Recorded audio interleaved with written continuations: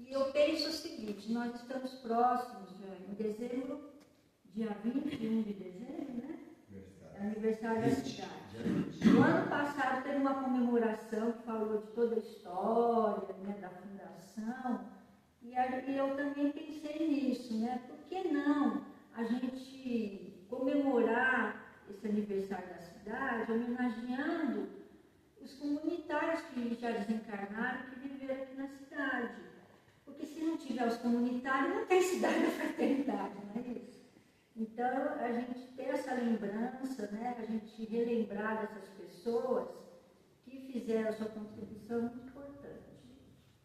É tão interessante que quando a gente começa a ter a imagem das pessoas, né, você vê como se a pessoa estivesse aqui novamente, e aí, vendo o perfil de cada um, como que tem uma diversidade, uma variedade, perfis diferentes, assim, sabe? E quanto isso é rico. Contribui com alguma coisa, né? Variedade de coisas, né? Que poderia ser meia dúzia de profissionais aqui, não, mas desses 37, aqui no dia 9, né? Então tá, para fazer um preâmbulo, né, dessa homenagem, nós pegamos aqui um pouquinho do Livro dos Espíritos, né? É o menor capítulo do Livro dos Espíritos, que é o capítulo 3, que vai falar do retorno da vida corporal para a vida espiritual, né? Essa continuidade. A alma depois da morte.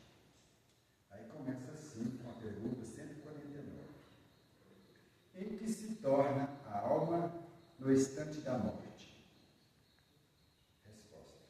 Volta a ser espírito, quer dizer, retorna ao mundo dos espíritos que deixou momentaneamente.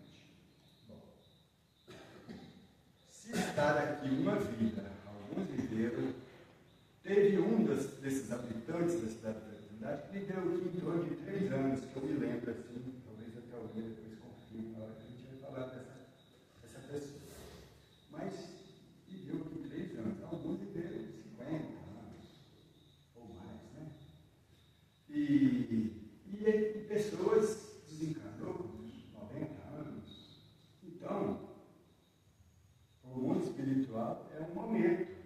Passar aqui 90 anos, 100 anos aqui na Terra, é passar um momento.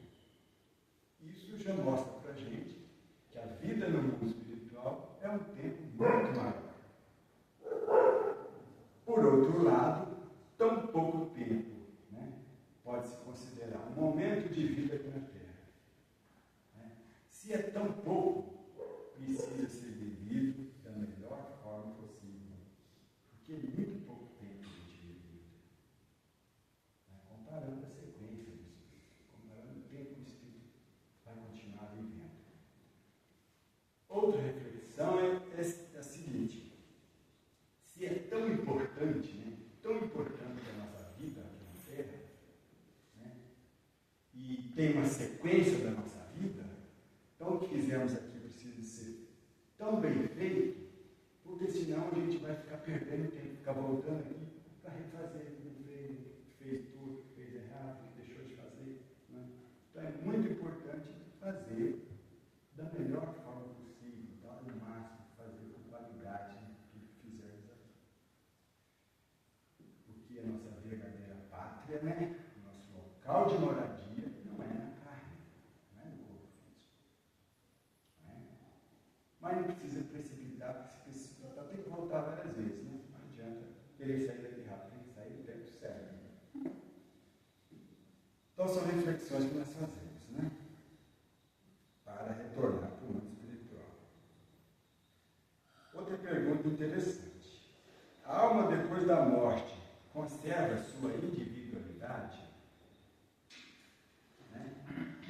Porque tem filosofias que entendem que a alma, depois que volta para o mundo espiritual, ela se junta a uma massa única, né? Como se fosse uma gota d'água retornando para o oceano. Uma gota d'água no oceano deixa de ser uma individualidade. Então a pergunta é para entender isso. Nós voltamos para o mundo espiritual, nós perdemos a nossa individualidade, né? A A alma depois da morte conserva a sua individualidade? Sim, não a perde jamais. Então, continuamos sendo indivíduos. O que seria ela se não conservasse a sua individualidade? Não tendo mais o seu corpo material, como a alma constata a sua individualidade? Como é que ela tem essa certeza de que ela continua sendo um indivíduo? Ela tem ainda o fluido que lhe é próprio, tomado da atmosfera do planeta, e que representa a aparência da sua última encarnação, o seu perispírito. Informações importantes. Né? Primeiro que ela tira, né, a composição, ela compõe o seu perispírito no planeta que estiver encarnado. E mantém a aparência, a forma, né, da última encarnação. Isso garante a identificação. Né? Se nós estamos aqui, somos mulheres, somos homens, somos de cor negra, escura, clara, baixinho, gordo, a nossa aparência continua. Loiro, né? Todos os nossos traços vão continuar, principalmente aqueles que ficou mais marcados, aqueles que ficaram mais constantes na nossa mente. É que vai permanecer o mais tempo, né? Claro que nós vamos ver em outros textos que o nosso pensamento tem condição de influenciar tudo isso. Mas é isso, retornamos para lá, mantemos a mesma forma, a forma que nós nos identificamos nessa última encarnação. E a matéria fluídica do nosso perispírito é desse planeta. De onde? De tudo que é fluídico aqui nesse planeta, né?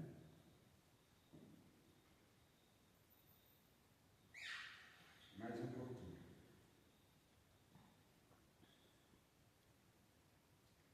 A alma nada leva consigo deste mundo, nada mais que a lembrança e o desejo de ir para um mundo melhor.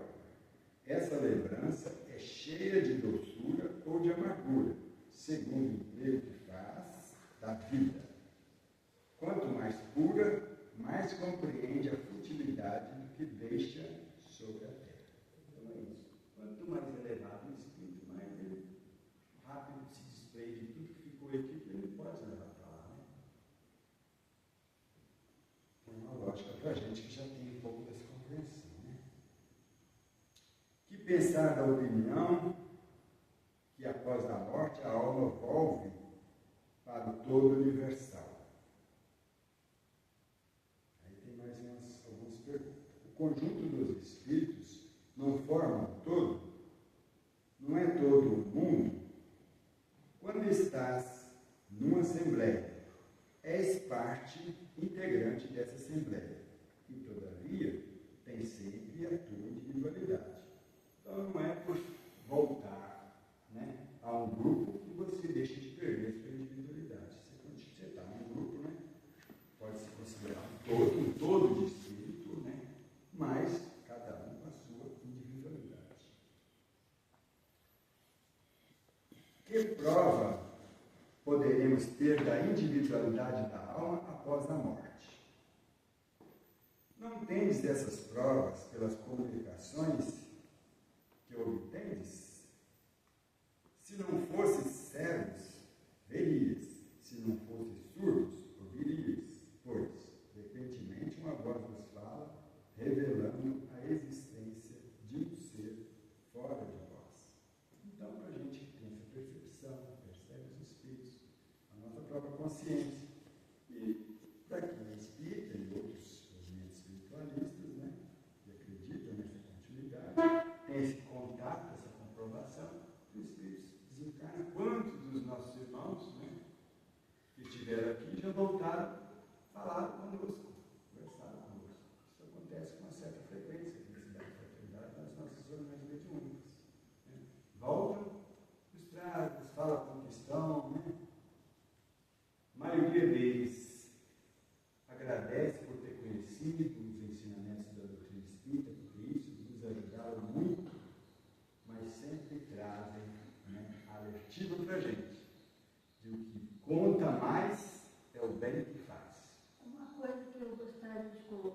que eu vi uma palestra do Haroldo, o seguinte, quando as pessoas desencarnam, algumas pessoas que ficam, né, na Terra, acho que quando ela desencarna pelo espírito, né, ela já, né, muda, né?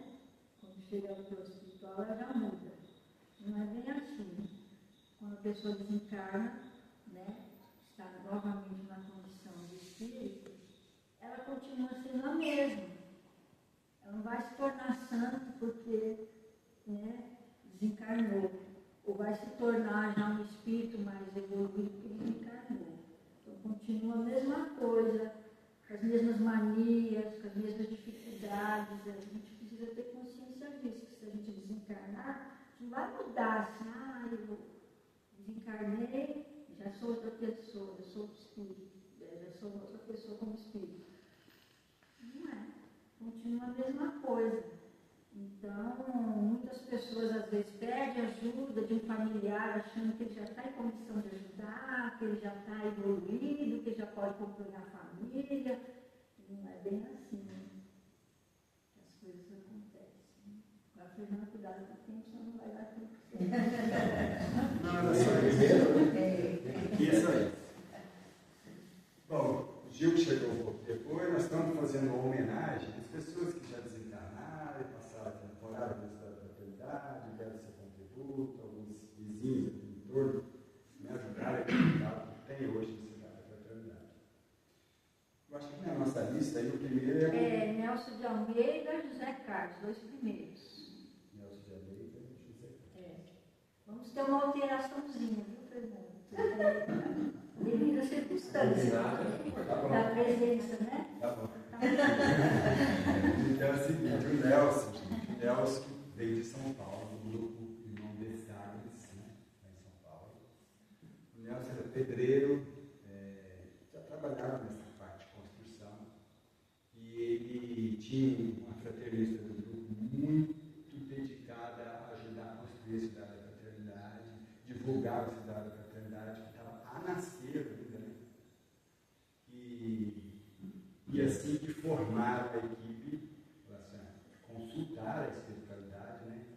Os grupos foram oferecendo, indicando nomes, esses nomes eram mandados para Belo Horizonte, para Oscar, e a espiritualidade avaliava, fulano pode, fulano não pode.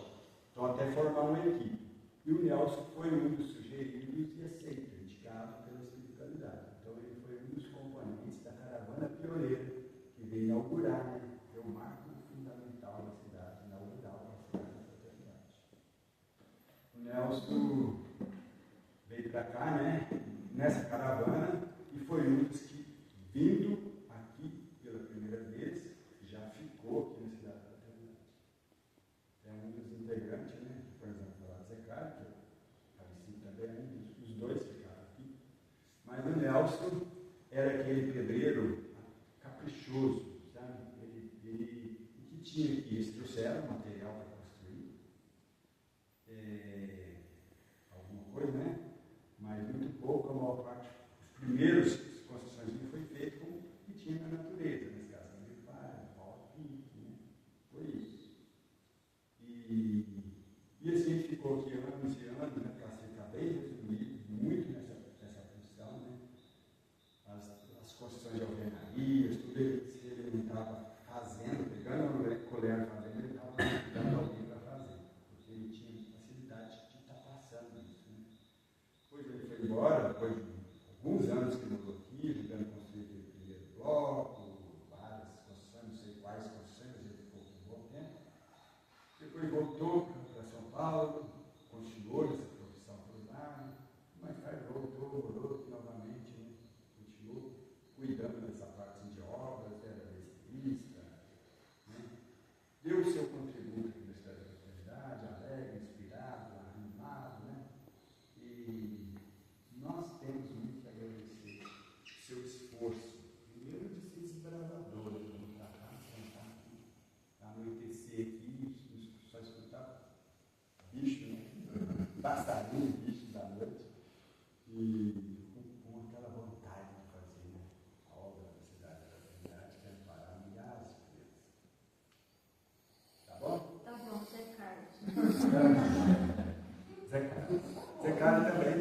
de São Paulo, né? E lá, quando ele morava lá em São Paulo, ele trabalhava de pintor, ele falava isso. Então, fazia muita pintura de casa assim. Mas ajudava também na chácara, fazendo serviço assim de agricultura. Então, tinha essa vontade de quando ele viu falar, né, quando ele achou lá um papelzinho e viu falar da cidade da fraternidade, ele não era espírita, ele era espiritualista, mas não participava de nenhum grupo de fraternidade. Ele procurou saber onde tinha um grupo mais próximo da cidade dele, foi para lá, começou a participar desse grupo, e aí foi uma das pessoas, né, a ser indicada a vir para a cidade da fraternidade, a compor essa caravana. E aí ficou, eu não sei quantos anos, mas quase uns 50, né, também. Foi padeiro. Zé Carlos aqui, além de fazer esse serviço de horta, ele aqui chegou para fazer o que tinha que ser feito, né, ajudar a construir, né, abrir casa, era animado, né, fazer tijolo, né, buscar, quando não tinha agricultura ainda, buscar nos vizinhos, né, era essa pessoa que saía para trazer comida, né, sempre foi muito provedor, assim, né, e dedicou muito na parte da alimentação. Mas também da alimentação. E ele, em algum momento, aprendeu a fazer o pãozinho, deve ter aprendido aqui mesmo, mas ele foi aperfeiçoando nessa profissão. E uma coisa que, para mim, marcava o Zé Carlos. O Zé Carlos era um orador que ele enxergava todas as pessoas. Além dele ter o cuidado de manter, assim, animar as pessoas a estar em oração, vigilante, na prece, ajudava a acordar a gente de manhã para fazer uma prece ali no gramado, né? 6 horas da manhã. Era essa pessoa assim, que estava sempre olhando a comunidade, envolvendo a gente para fazer alguma coisa boa. Estava sempre puxando assim. E ele fazia o pãozinho dele, isso que me chamava a atenção, além de fazer o pãozinho dele, olhando aqui para os comunitários, porque ele fazia isso todo dia, né? E fez muito isso com os adolescentes, ajudando ele, ensinando os adolescentes, formou vários padeiros aqui, inclusive padeiros profissionais que tem nos municípios. O França aprendeu com ele, né? Aprendeu com ele. Divino, né, divino? Não fez pão muito tempo, gente. Então, o Zé Carlos fazia o pãozinho na cedinho, pegava um bornalzinho, assim, um saquinho, pendurava na porta de cada comunitário. Né, Thelma? Muitos anos, os vizinhos, as pessoas aqui da região, do Pará, tudo vinha, tinha o seu quinhãozinho de pão. Chegava ali e não ficava sem pão, não, sabe? Era assim. Esse cuidado dele, esse carinho, era marcante, né? A personalidade dele. Né? Gostava de declamar poesia, né? De cantar também, ele cantava, tocava um violão bem, né? Frequentador da reunião de obsessão, pudim de pão. Pudim de pão. Ele era um bom vizinho. Como ele era provedor, ele era um bom vizinho, era a vizinha dele. De vez em quando ele ia lá levar um minhoca, ele fazia uma. Quando ele fazia alguma coisa que ele achava que era gostosa, ele já fazia no seu prato para alguém. Era só para ele, não. Isso é legal, que era um costume que antigamente era bem comum, né? Não é? Porque a cidade pequena tinha os 2, 3 vizinhos. Assim. Ele veio de cidade pequena, provavelmente ia trazendo esse costume. Agora, acho que tem muita gente que fala. Agora eu vou tocar música que homenageia os dois, que vai homenagear os dois, né? Adorava a música. A música, na semana passada, a gente cantou o Sertão, que ele gostava. Mas eu lembrei de uma música também, que eu não conhecia, mas que ele cantava, que era Paz dos Caminhos. Mas homenageando os dois, né? Nelson de Almeida e Zé Carlos. Olha, gente, acho que tem muita gente por aqui. Eu tenho certeza. Então vamos lá.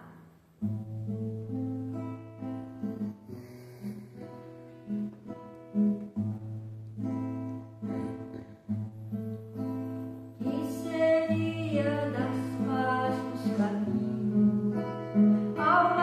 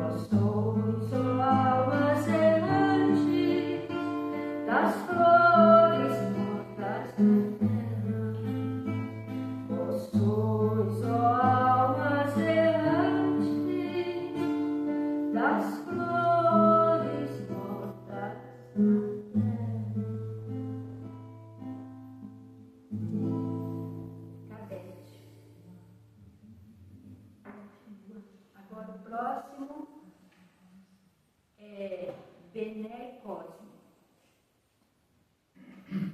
Bom, o Cosme eu tive pouco momento com ele, mas qualquer coisa, se não, Mário, Divino, Piauí, teve bastante coisa, pode falar.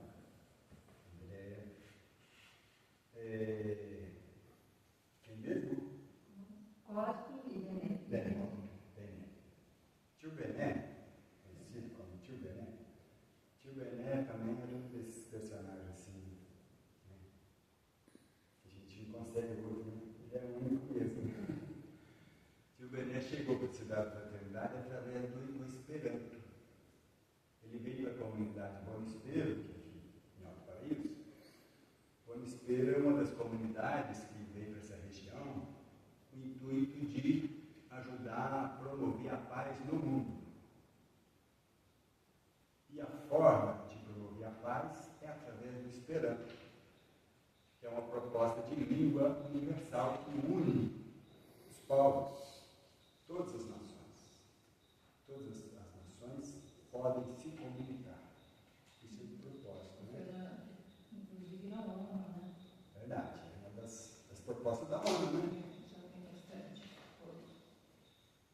E a Bom Espero veio para a nossa região, né?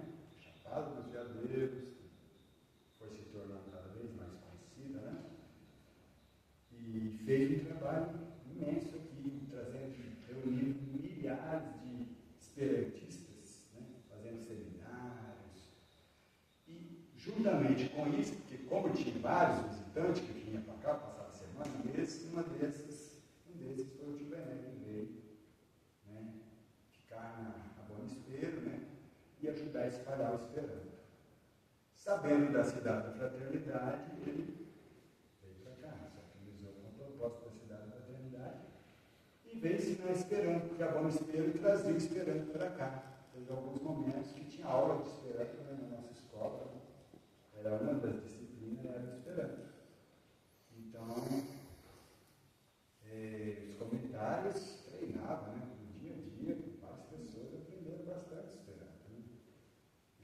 Já tinha um pouquinho, fui a algumas aulas de Esperanto lá no Espírito, participei aqui algumas vezes, e foi um trabalho bacana, e foi assim que ele chegou. Depois ele deu aula, né, na escola, né, também de português, que é o português. Ele deu na primeira fase. Ele era professor de 4 anos. Então foi professor do trabalho também, e chegou um determinado ponto da vida dele, não lembro quantos anos depois, ele teve um derrame, né? E foi ficando mais difícil, e foi tendo outros derrames, chegou um ponto que ele ficou completamente sem locomover, né? E passou a ficar quase. Inicialmente ele andava um pouquinho ainda, né? Com dificuldade, meio dobradinho, depois a gente ajudando, depois com o andador, depois se limitou a ficar só na cama.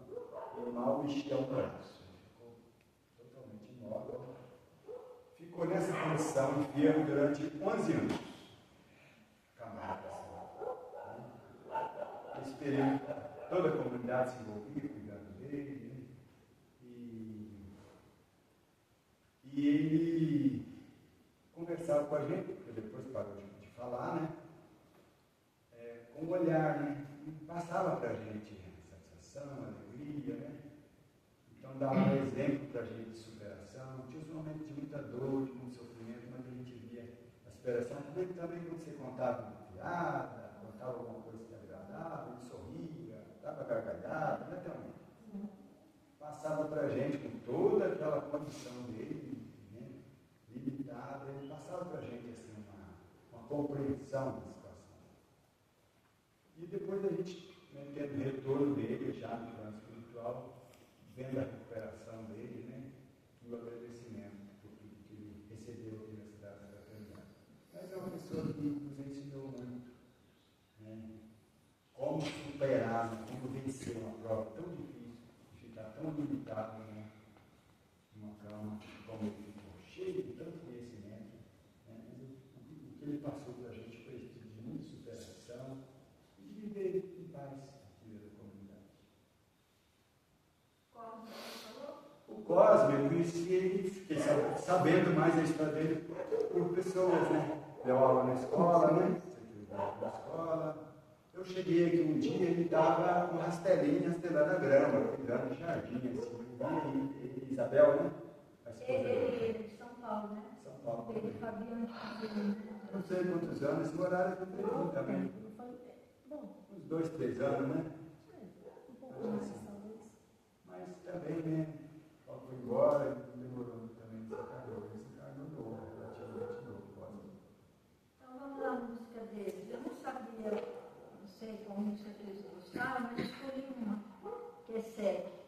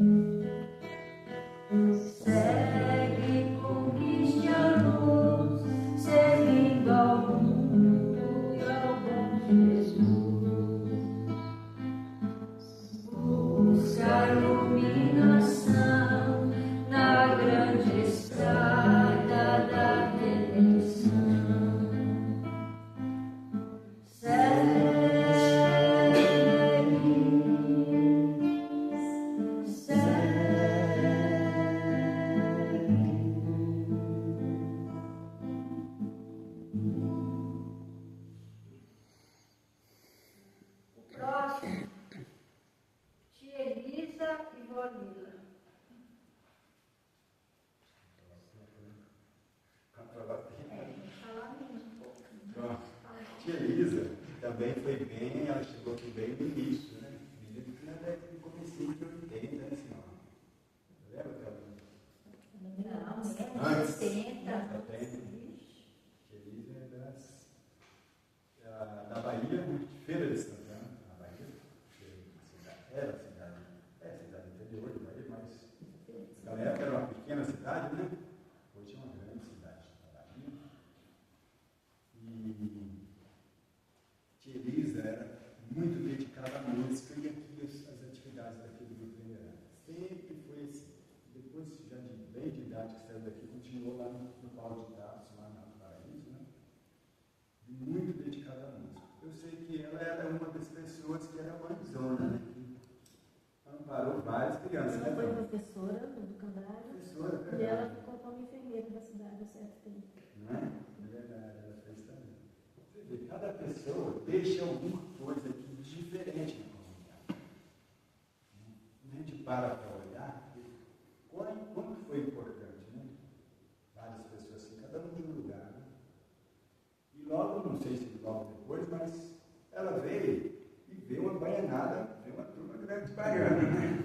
E ela deu um momento que tinha aqui mais de 10 Aquela baianos. senhora, lembra que veio em casa? Chico? Não, da Bahia. Edna. Dona Edna. O Ariston também, né? Estão também. E lembrando, já que lembrou a Tia Elisa, não esquecer de falar do tio Zé Carlos, foi um paizão também, né? Porque tinha as duas filhas legítimas dele, assim, legítimas não, biológicas, né? E criou várias outras crianças, foi uma delas. Largo Zé Carlos, ela larga. Criança também, sabe? Até o E era aquelas mais difíceis, sabe, gente? Quando passava por lá, não dava conta, era dentro da casa. Não, era especializado, né, André? 23 Só não anos. tem que andar, pode olhar para cá. Quando for ver a André, eu vou querer falar.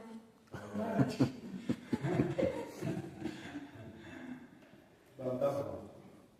Agora a vó Lila. Isso, quem você falou? Vó Lila. Nossa. Ó, Lila, eu não sei, eu acredito que ela veio porque os moravam com os filhos, Suari veio primeiro, né? Era o filho mais velho dela, veio, né? Veio sozinho.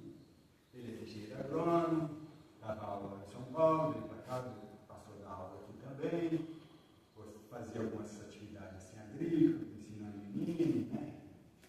Parte de horta, assim, na escola, tinha umas hortinhas, sempre dedicou muito isso. E a avó Lila veio dar esse apoio a eles. Mas era outra, né? Era outra que você ia na casa dela e saía assim, sem tomar um chazinho, um cafezinho, uma palavra agradável, né? A avó Lila era virou vó da comunidade também, né? Uma das vós da comunidade. Ela fazia, ela também tinha uma habilidade assim com costura, Decor, né? Ficou Artes manuais, né? isso, fazia esse toquinho, Como se encontra, ela fazia. esse enxovalzinho. Ela era uma das que puxava. Fazia as roupas do teatro, Clarim. A roupa da artista de teatro. Costurava todas as roupinhas do teatro. Era da equipe. Ele preparava as peças, levava figurinha, ela que confeccionava. Isso, cenário. Ela fazia. Veio dar apoio, mas achou serviço, né? Achou que bom, achou. Fazia uns bolinhos gostosos. Ela é uma pessoa assim que recebia muito bem as pessoas na casa dela, sabe? Ela tinha essa noção de receber bem. Recebia na casa dela. Uma vez que eu caí de paraquedas aqui, né?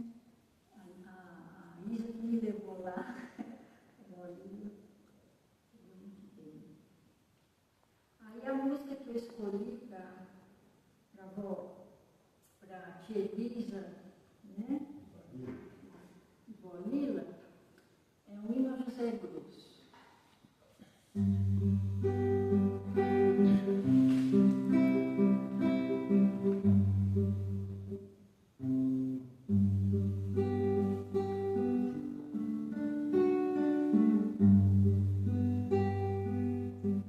José Grosso, irmão querido, bom semeador,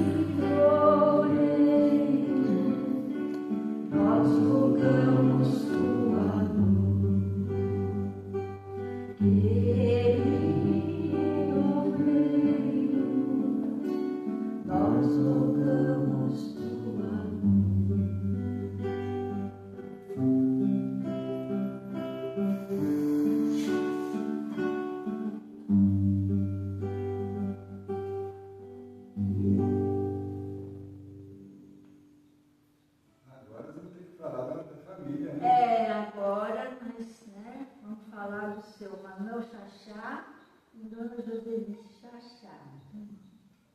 Seu Xaxá e Dona Xaxá.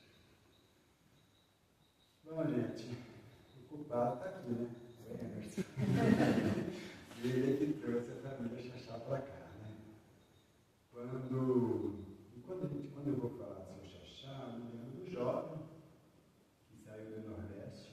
Eu acho, não sei se ele é irmão, mas com certeza é irmão, mas não sei se veio mais um ou só os dois. Mas para a gente, quando nós ficamos sabendo que vinha um jovem do Nordeste, um encontro aqui de mocidades, de jovens que ela comemora, para a gente está muito feliz, porque essa distância que é, né, sair do lado, da beiradinha do país, né, e vir parar aqui, noites, né, porque era ônibus, né? Então, para a gente isso era um motivo de muita alegria, né? Isso animava a gente. E eu não lembro bem o ano, mas foi lá pelos 91. 91, né? 91. Aí eu estava jovem. 91. E então, gente, tem que falar do seu Xaxá e da Dona Xaxá, mas a história que eu fiquei sabendo do seu Xaxá é que ele era administrador de fazenda lá, né? Em Piauí, né? Vários estados, mas Piauí, Maranhão, Bahia, né? Nordeste.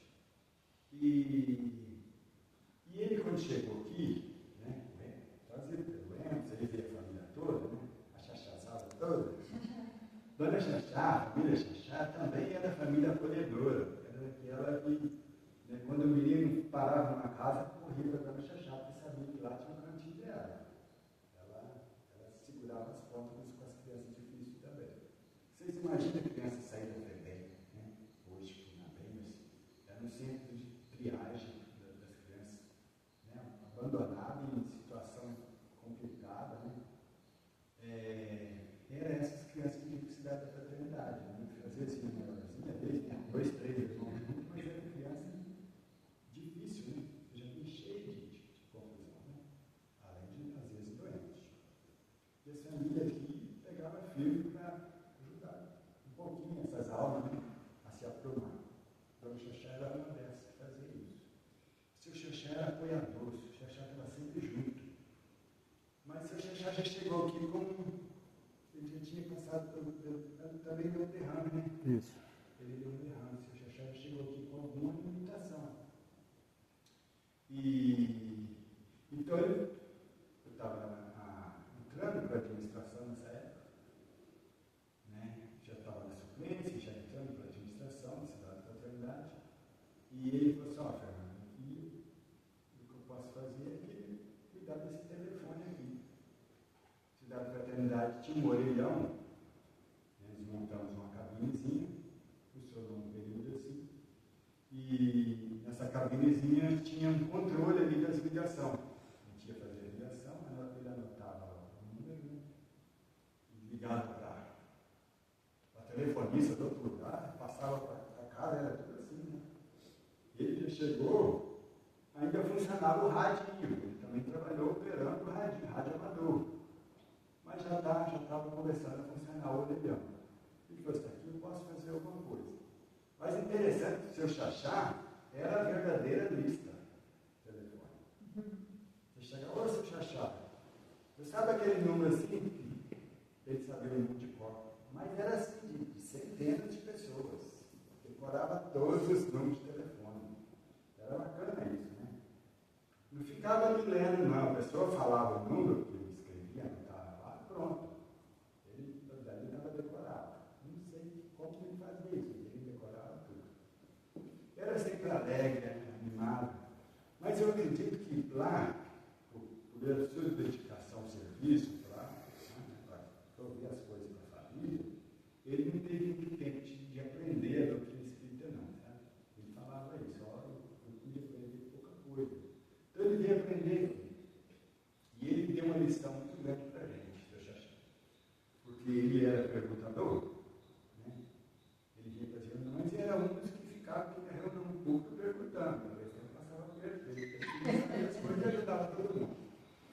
Mas ele, jamais no finalzinho, na vida dele, porque ele foi uma das pessoas que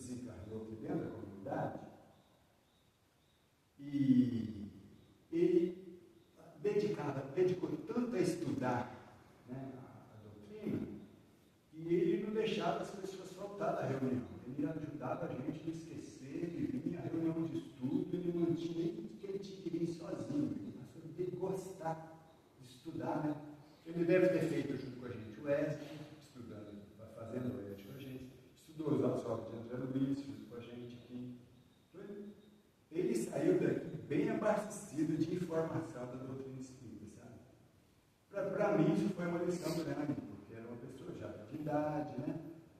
E dedicada à família, e veio para cá aprender a doutrina, e saiu daqui feliz. Ele agradecia pelo que ele estava aprendendo aqui na doutrina. Ele saiu daqui agradecendo, porque depois teve que mudar para Brasília, né? Não chegou a mudar, né? Mudou, Depois voltou. depois voltou. Por isso que ele desencarnou aqui, né? Ele foi para lá, depois voltou para cá, e aqui desencarnou. Foi uma maravilha o desencarno dele, apesar do nosso susto, que a gente não entende muito isso, mas foi muito bacana aqui no Grupo Veneranda, né? Nossa homenagem a esse trabalho dele. Né? E Dona Xaxá, vou deixar para você falar, Dona Xaxá. Muito solícita, né? Muito. Dona Xaxá, pois é, né? Dona Xaxá, uma vez encontrei com ela numa semana da fraternidade, lá em São Bernardo do Campo, em 98. 98, né? Um frio danado, né? Dona Xaxá toda animada, né? Sempre. Vamos para Toda a animada, cidade, né? organizada, fazia os lanches. Né? Estava muito entusiasmada, conversei com ela, né? Eu queria lá ver assim, necessidade. Ela veio conhecer, né? Primeiro, né? Eu já veio para morar, não me lembro mais. Ela veio para conhecer, finalzinho de 95, em 96 veio para morar. Uma pessoa também que, assim, procurava ajudar bastante, né? Na escola, ela ajudou muito, né? Deu aula, né, de inglês, que ela gostava na escola. E era uma pessoa assim que gostava de colaborar. E ela também cuidou de vários alunos da escola que moravam longe. E até de uns também que eram da cidade, né, que veio para a cidade, né, para poder ser acolhido. E esses alunos, alguns deles ficaram com ela, porque moravam muito distantes e não tinha transporte, né? E ela também cuidou dessas crianças.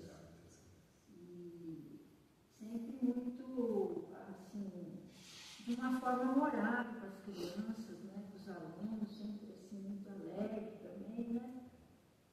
Dona Xaxá também é uma pessoa. Cuidou da hospedaria o tempo. Cuidou da hospedaria, né? Cuidava da hospedaria. Sempre colaborando, né? Sempre Sempre presente nas reuniões também, né? Sempre manifestava assim, um amor, um carinho. Uma alegria, gostava de fazer festa e reunir as festinhas dela, né?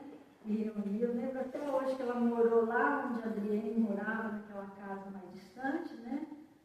Aquela casa. Era memorial. Aquela casa desmanchou. E era um terrenão, eu lembro das festinhas que ela fazia de aniversário e tal. Era muito animada. Dona Xaxá era bem animada. Né? Você sabe de alguma música que ela gostava? Porque eu escolhi, mas eu não me lembro. Baladas da Caridade. Acho que é Balada da Caridade. É.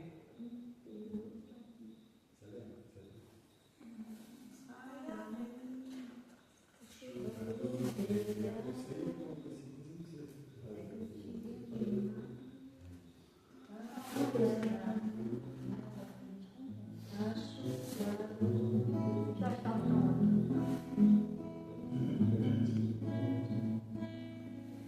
Para mim, A chuva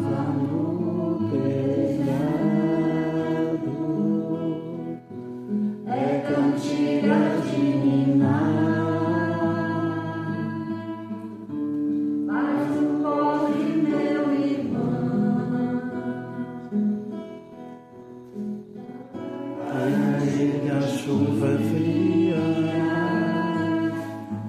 vai entrando em seu barraco.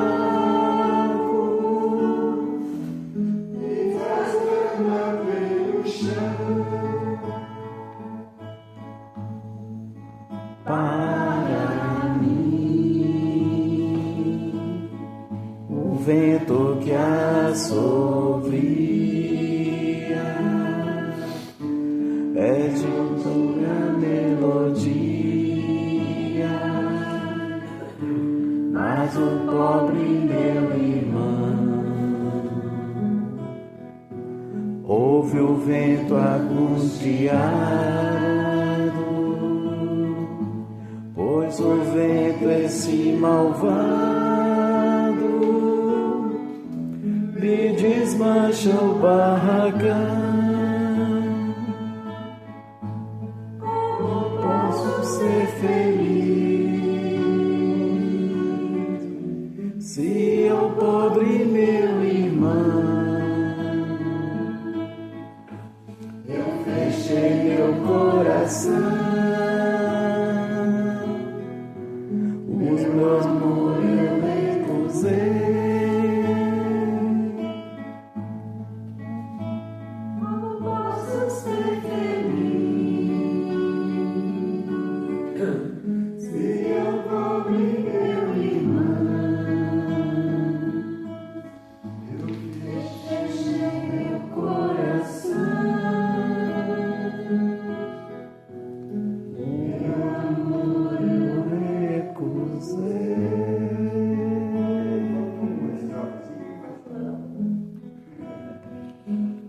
Faltou os trocos. Então era isso, gente. Não tem gente para nós tirar.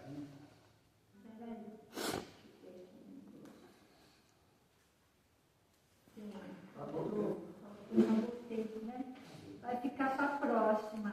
Vai ser várias etapas.